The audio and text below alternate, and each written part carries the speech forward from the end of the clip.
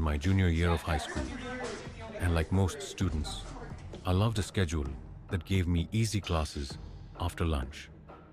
Fifth period was lunch, followed by my astronomy class, which, unlike most, was tucked away in a repurposed janitor's space down in the basement. We called that area the chamber. It was cold, dimly lit, and isolated from the rest of the school. With no intercoms or speakers, we never heard announcements unless someone physically came down to tell us. That day, we had a quiz in astronomy. I finished quickly and texted my friend Leo, who was in the classroom next door, to meet me in the basement bathroom since I was bored. A few minutes later, Leo came in and started messing around like usual until he checked his phone. "Yo, lockdown?" he said. At first, we grinned. We figured our teachers didn't notice we had left, so we had the run of the school. We crept upstairs for fun, planning to explore the empty hallways. But when we reached the main floor, the lights were off, pitch black, except for the faint glow from the lobby's glass doors. "This feels off," Leo whispered. Then he stopped. "Who's that?" A man was emerging from the darkness. He wasn't staff, homeless looking, dirty clothes, pale. We didn't say a word, we just turned and ran. Back to the chamber. Both classroom doors were locked. In a panic, we ducked into the bathroom and shut off the lights, hiding in the corner stall. Silence.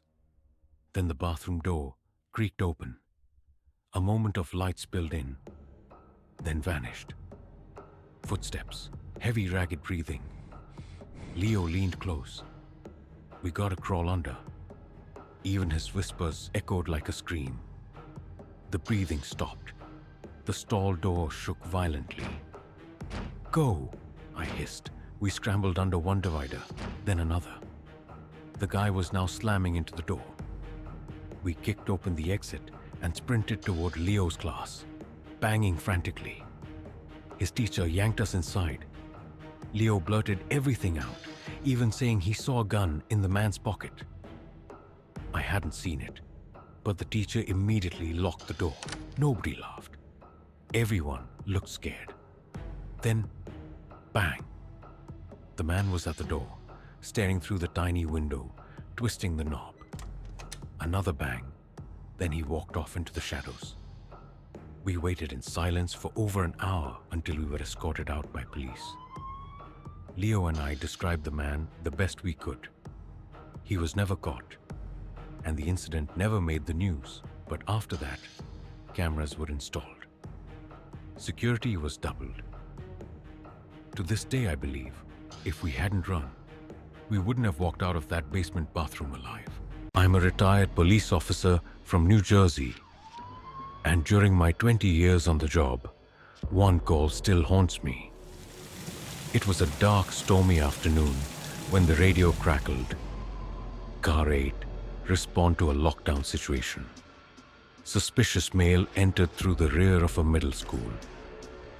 I arrived within minutes, pulling up behind the building where a white van had been reported. It was locked up tight, too tight. I entered the school through a red rear door near the boys' locker room. The main lights were off. My flashlight barely cut through the darkness. A woman from the front office whispered to me from the shadows, "He's inside the locker room. Be careful." I called for backup. Then I crept down the corridor toward the locker room. No windows, just vents humming above, and the eerie clinking of metal. It was faint, but it was coming from the lockers. I knew I should have announced myself. "Police," I eventually shouted. Then a muffled scream. "Help!" Help! I turned toward the sound. A boy was locked inside a large football locker, pounding from within. I shouted reassurance and rushed out to call again for backup. But when I reached the lot, the white van was gone. That was my biggest mistake. I hadn't taken down the plate. The boy told us later the man had a knife, had forced him down the hall, and tried to take him. The boy fought back, got cut on the arm, and was shoved into the locker to keep quiet.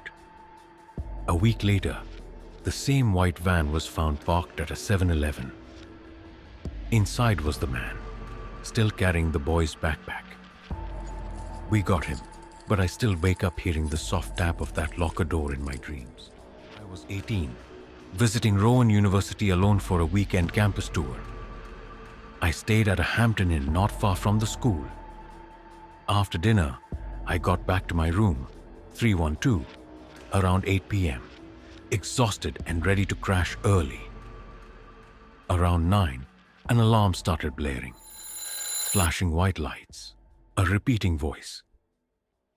All Hampton Inn guests, please remain in your rooms. This is a lockdown. I didn't even know hotels had lockdown protocols. The lights stopped flashing after a while, but the message kept looping. Figuring it was some false alarm, I brushed my teeth, got ready for bed, and left the TV on low for comfort. Just as I was starting to doze off, the hotel phone rang. "Hello?" I answered. It was the front desk, a woman's voice, tense but calm. "Sir, you need to walk out of your room immediately. Don't ask questions, just go." I froze. "What's happening?" I asked. She hesitated. "There's someone in your room with you." The line went dead. I stared around. Nothing under the bed. Nothing in the bathroom. Then I saw the closet, barely open. Just a crack. And through that crack, I saw a face. No movement. Just eyes staring at me through the sliver. When the door slowly slid shut, I bolted.